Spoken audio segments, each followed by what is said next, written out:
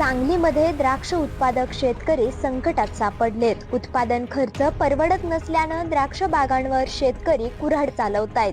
द्राक्ष बागांचं संपूर्ण अर्थकारण कोलमडून गेले। हतबलतेनं द्राक्ष बागा तोडून टाकणाऱ्या तासगाव इथल्या द्राक्ष उत्पादकांच्या नेमक्या काय प्रतिक्रिया आहेत पाहूयात या व्हिडिओतून।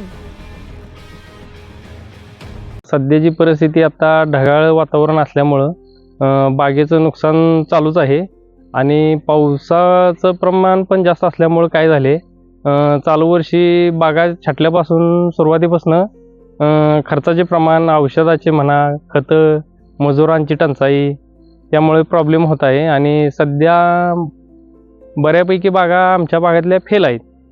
माझ्याकडे एकूण 3-3.5 एकर क्षेत्र आहे, ते बऱ्यापैकी फेल आहे। मग त्यामुळे आम्ही काढण्याचा म्हणजे द्राक्ष बाग कमी करण्याचा निर्णय घेतलेला आहे।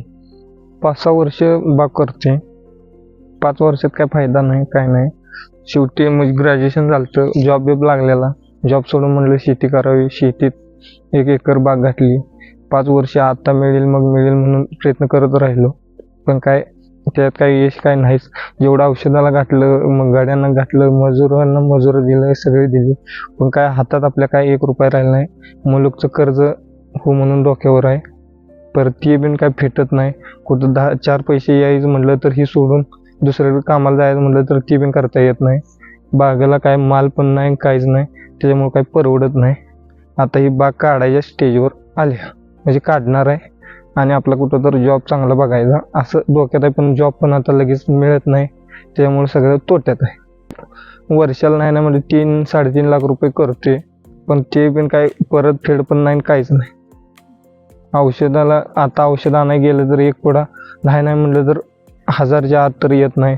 चांगलं भारीतलं घ्यायचं म्हटलं तर 2,500, 3,000 औषधांच्या किमती द्या, त्याच्यामुळं तेवढं पण पैसे जवळ नसते। ते काय टायमाला अशी परिस्थिती, त्या औषध मारायचं म्हटलं तर औषधाला पैसे नसते, तर उसणपासून आणायचं म्हटलं तर तो 1000 मागितलं तर मग त्याला 1100 रुपये द्यायला लागते। त्या अशी कंडिशन आहे, त्याला काय म्हणजे मागता बी येत नाही, काय करता बी येत नाही। त्याच्यामुळं सरळ ही बाग काढणे आणि कुठं तर चांगली म्हणजे जॉबला जाणे, नाही तर काम कुठं तर करणे, ते बाबा 400-500 रुपये जे आमच्यात जे कामाला येते ती सुखी आहेत, पण आम्ही सुखी नाही, काय करायचं त्याला।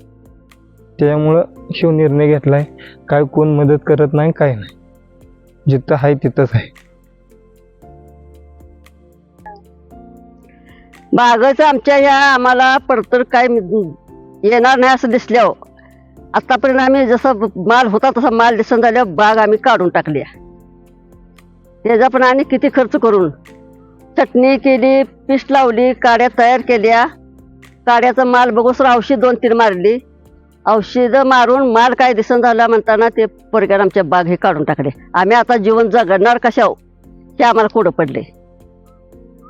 सांगली जिल्ह्यात सुमारे 80,000 एकर द्राक्ष बागेचं क्षेत्र आहे। हवामान बदल, शासनाची उदासीन भूमिका आणि सातत्यानं होणारं नुकसान यामुळे द्राक्ष बागायतदारांनी 30,000 एकर द्राक्ष बागेवर कुऱ्हाड चालवण्यास सुरुवात केली आहे। सलग 4 वर्ष नुकसान झाल्यामुळं द्राक्ष बागायतदार कर्जानं बेजार झाली आहेत। द्राक्ष पीक संकटात सापडल्यानं केवळ द्राक्ष बागायतदारच नव्हे तर सांगली जिल्ह्यातील 4,000 कोटींचा द्राक्ष उद्योग धोक्यात सापडलाय। द्राक्ष उद्योगाला संकटातून बाहेर काढण्यासाठी प्रथम लाखोंचा पोशिंदा असणाऱ्या द्राक्ष उत्पादक शेतकऱ्यांना कर्जाच्या गर्तेतून सावरण्याची गरज निर्माण झाली आहे। द्राक्ष उद्योग आणि द्राक्ष शेतीला सावरण्यासाठी शासन आणि प्रशासनानं एकत्रित प्रयत्न करणं अपेक्षित आहे। लोकल 18साठी सांगलीहून प्रीती।